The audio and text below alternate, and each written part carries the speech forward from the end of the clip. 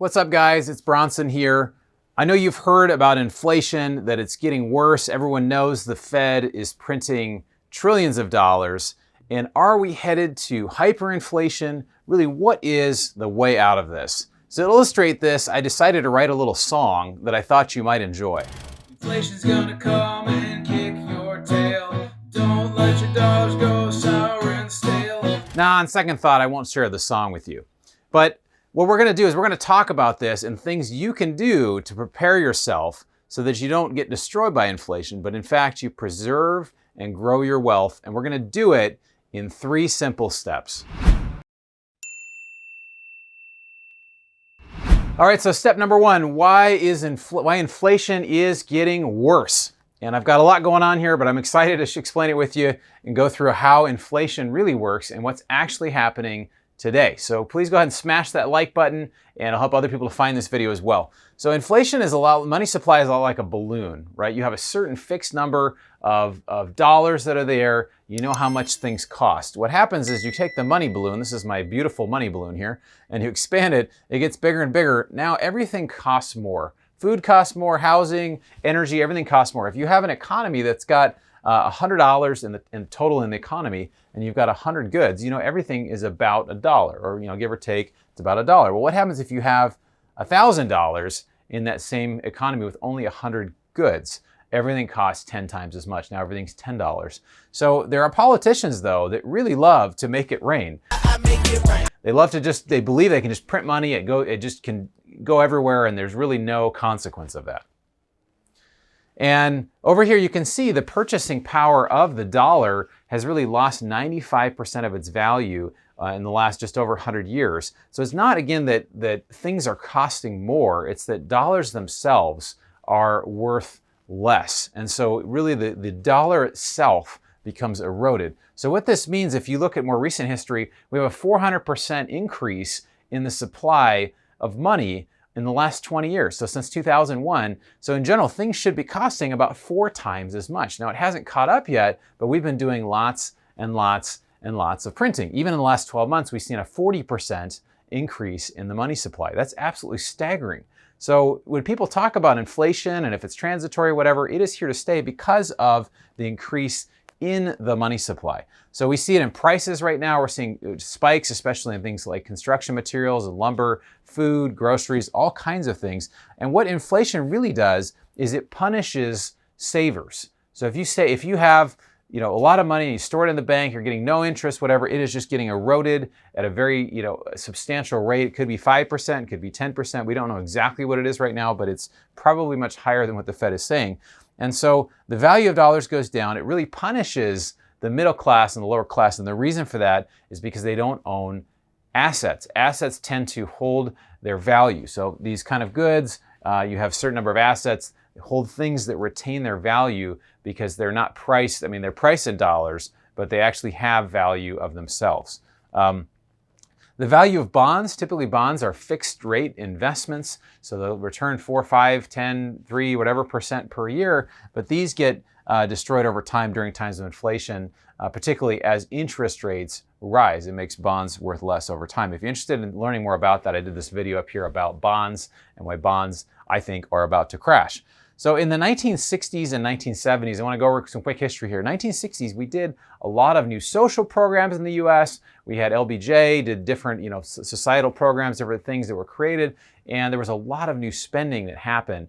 And so with that, it didn't happen right away. It took till about the early to late 70s, basically the whole period of the 70s, inflation got pretty high where it peaked in 1980 at over 15% per year, which is pretty amazing. So the question really comes is inflation, is it instant? You print the money and immediately you get inflation.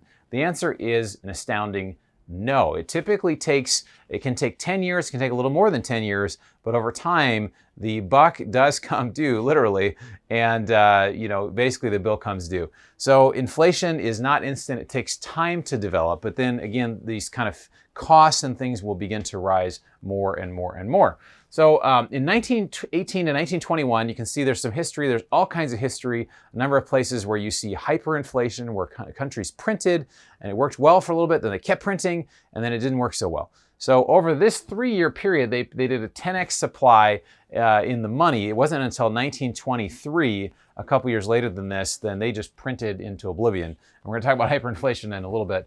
But inflation, it's going to get worse. A lot of people don't realize that it is going to get worse. I did this video talking about, another video about inflation, talking about the CPI lie. And you can check it out up here. Basically, it's talking about how you can't trust the government to give you a good number on inflation, because they're like a used car dealer who wants to sell you a car that you don't need. They want to sell you information that's not necessarily good for you, and they may even be a lie.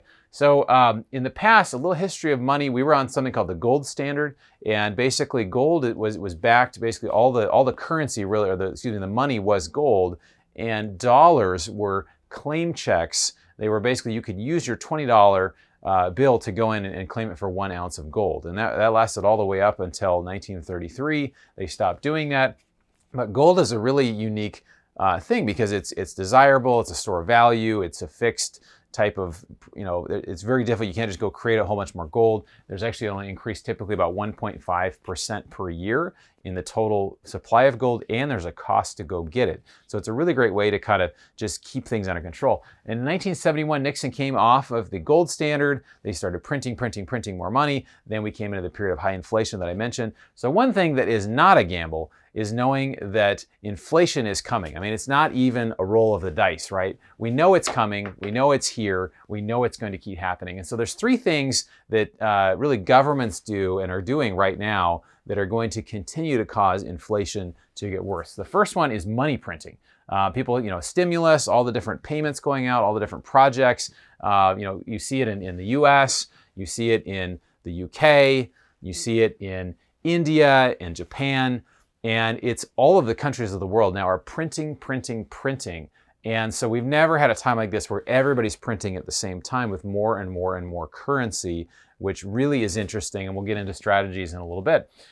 Second thing is there's an increase of borrowing. Right now we have the Fed's balance sheet is over $8 trillion. There's also other unfunded liabilities, such as Medicare and Social Security, could be up as more than 120 trillion. And when Biden comes out and says we're going to spend 4.5 trillion more on an infrastructure plan, well, where does that money come from? It's not coming from taxes. It's not coming from anything. It's basically being borrowed or it's being printed. And borrowing over time becomes really the same thing as printing, right? So if you get the printing press working or you have a printing press, it's hard not to print it when you know you owe it. So eventually, it basically has the same result as printing. The third thing is that there is a decrease in productive output. And this one is really important. This one can be really seen through COVID, right? Because, right now we have, more people than ever are receiving money from the government. There's so much, unemployment, there's stimmy checks, there's all kinds of money that's going out to individuals. And right now it's really hard. My friends that are small business owners, it's hard to find workers. It's hard to find people to go to a restaurant and work or work at small businesses. It's hard to find people to drive Ubers. And so the productive output is basically shrinking. Now, why is that important? Because that does not really have directly to do with money, does it, Bronson? Well, in fact, it really does, because my friend George Gammon, if you don't follow George, you should really follow him. He's amazing. And he basically says that wealth is really not gold, it's not money, it's not assets. It really is the idea of production. That when a country produces a lot, then that country is a wealthy country. If you produce or you own assets that produce, you have cash flowing assets, you own productive assets. If our country or just the world as a whole stops producing as much and we just start handing out checks and doing whatever, we are all collectively getting poor because now there's less goods, there's less productivity going out there, and there's less to go around, even though there's more money out there. And so in this whole equation here, as I explain all this, I know you might be on the edge of your seat thinking, oh my gosh, like this is just so depressing, Bronson. I can't believe you're telling me all this. But let me tell you, there are 2 things that governments can do. There's 2 ways out of this, and we're going to go into that in just a second, so stick around. All right, so this is step number 2. There are only 2 ways out of our situation, out of inflation. And the first one, neither of them are going to be great, but about inflation, just to illustrate, I used to go fill up my tires at a gas station and it was free, and now it costs $1.50. Now that's what I call inflation. Okay, that's my dad joke for the day. Anyway, there's only 2 ways out. Neither of them are great, but the one is hyperinflation. Everybody thinks of taking a wheelbarrow, down the street to go buy bread. This happened in Germany, 1918 to 1923. We touched on that. People were using the actual physical currency to put in their ovens because it was just worth nothing. And so they printed so much. They had, I think, 1,700 printing presses going full time, and they were just printing all the time. Now, we're not there yet. Thankfully, we're not there. But this COVID relief, universal basic income, these type of things, these handouts where they don't increase productivity, they do lead to more and more dependence on the government. And people and a lot of politicians really believe you can just simply print your way out of it. And again, the people that it's trying to help a lot of times are the people that actually end up getting hurt because they don't own assets and they just simply have more fiat currency, which is just more cash. So when you increase the cash, really what happens over time is it creates destruction. If you look at what happened after 1923, not long after that, Hitler came to power, and they think a lot of it was because of the destruction of the currency. It allowed for dictators, not just in Germany, but in other places, to come to power. So, again, this is something to really be aware of, that, when we are irresponsible, because that's really what is irresponsibility with the currency, what happens is it just destroys not only the currency, but it can destroy the entire society. So really no one leads and we have destruction. That's really what happens. So that's option number one. Number two is pain. And you say, Bronson, why would you say pain? Pain just is so painful, right? Like, it's just, nobody wants to go through. I don't want to go through pain. Why can't we just do what we did? I mean, not to go to hyperinflation, but just go kind of just gradually, print a little more money here and there. Well, the challenge is we're so addicted to printing, it's very hard to stop. So if we even slow down a little bit, we stop giving people handouts, we start experiencing a lot more pain. There's more unemployment. There's more people that are not working. There is a lot of pain involved. And so really what we look for often is for the easy way, right? So the easy way of printing more money. And inflation works great until it doesn't work, it becomes hyperinflation. And there is an inflection point there that happens. It can happen very quickly. So pain. So those are the two ways. It's part of going through what I call pain, and it's like, again, a hurt that heals. So my medical background, you do surgery, you'd be cutting somebody, but it wouldn't be to harm, right? It would be to heal. So the pain is really so that it can actually go in, you can cut something harmful, such as a cancer, out, and then it can actually heal. And I still believe this is possible. First thing is you have to balance the budget. And that's, pretty tough. I mean, they say, the worst name for a hair salon is called what? It's called budget cuts. Right? So, and of course, coming from the bald man, I say a joke like that. But if you balance the budget, you have a reduction of welfare, you have a reduction in benefits, you've got the lower and the middle class are hurting, it hurts retirees, interest rates go up, unemployment goes up. It's very difficult because you're reducing the amount of spending that the government is doing, and there's just pain. It's all over, and that's one challenge. Now, part of this, there's a guy who's kind of a hero of mine. His name is Paul Volcker. He's around as the chairman of the Federal Reserve in the 70s and in early 80s, and he came along and said, we are having high inflation, as high as 15% in a year. We're gonna do whatever. We're gonna try to find a way to cut down inflation at any cost. He literally said, so this was a guy who's my hero because he did the things. He led in a time when others really weren't willing to lead. So he increased interest rates to above 15% in 1 year. Imagine this is painful, right? Because asset prices go down. A mortgage maybe at that time was 5, 6, 7%. Well, now it's 15%. So you can afford less of a house. So housing prices, other things, asset prices go down. The value of current bonds, if people had 5% bonds and now there's 15% bonds offered, it destroys the value of bonds. There's no more easy money. It discourages borrowing and debt. And so again, very, very painful to go through this stuff, and painful for a lot of people, painful for pretty much everybody. But what happened in 1982 to 2001, we had one of the biggest booms that we've ever had in our country, and some of it was because we were able to get this inflationary spiral under control. Okay, so now we've talked about the solutions, but we can talk personally. I want to share with you what you can do about it, because there's a couple things you can do about it that can really change your financial future. All right, so this is step number 3, what you can do about it, how you can make money and also protect yourself during this time. Now, it's been said, when studies come out with economics, they always say the best time to buy something was last year. Well, it's really important that going forward, you have a good strategy, or strategery, as I like to say. And if you see this image here, you can say, well, what is that? And we call this an LFI know.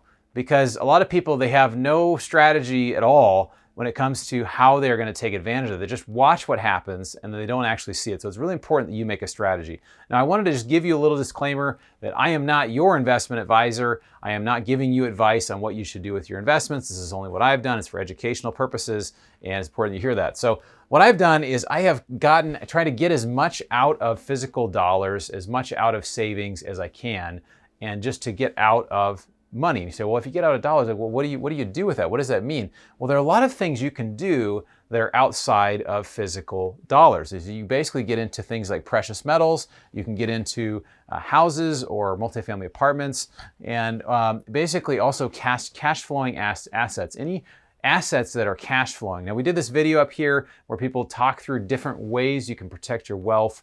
Right now, what are the best asset classes to get into? So I encourage you to check that out. It's an incredible event. And then really what you want to do is short the dollar. And you say, well, hey, I don't really understand. What does that mean to short the dollar? Does that mean you buy a pair of shorts with a dollar printed on it? I mean, that's one way you can short the dollar, but to short the dollar basically is you believe that the dollar is going to continue to go down in value, as we've seen consistently over the last 100 years. Like, it's not even a gamble. We know what's going to happen. We know it's going to continue to happen. And so a way to do it is you use debt. You use debt to go buy cash flowing assets. So you can use it to buy a house, you can use it to buy different things. And there's a guy that did this really well. His name is Hugo Stinnes. This was in Germany, Weimar, Germany. I talked about hyperinflation. He basically he was a business guy, had a bunch of companies, took out as much debt as he could possibly get and bought everything he could get his hands on. And then when in the future, when all the money came due, he paid it off with future money that was worth much less. So you can check out a video on him, Hugo Stinnes. It's a very interesting historical way of how this guy really made a lot of money doing that particular strategy. Now over here, like I mentioned, you can basically go buy a house at a low interest rate, and for 30 years. Really what happens, it's not just having the asset, it's having the debt. The debt is actually really the asset, right? You've got this long-term fixed rate debt on 3-4% or less on a house, especially if inflation rises or things are higher and you pay it off in future dollars. It's really amazing. Another thing too, we do a lot of multifamily investing, which there's a lot of tax benefits. There's inflation hedge built into it. There's higher than normal returns. You can check out a video that we did on that up there. And then really the biggest thing that you can do is really take action now. Because if you don't have a strategy, you don't have something that you're putting in place, you're just gonna feel like you're out there playing games. I mean, this game can feel like it's a lot of fun, or you're playing this game, but it's not really that fun. So if you don't have a strategy and you're just playing games and you're just spinning the wheel, you're not going to do as well as you could. So write a comment below. What are you doing to protect yourself from inflation? We'll look forward to seeing you on the next video. Consider subscribing, and we'll see you soon.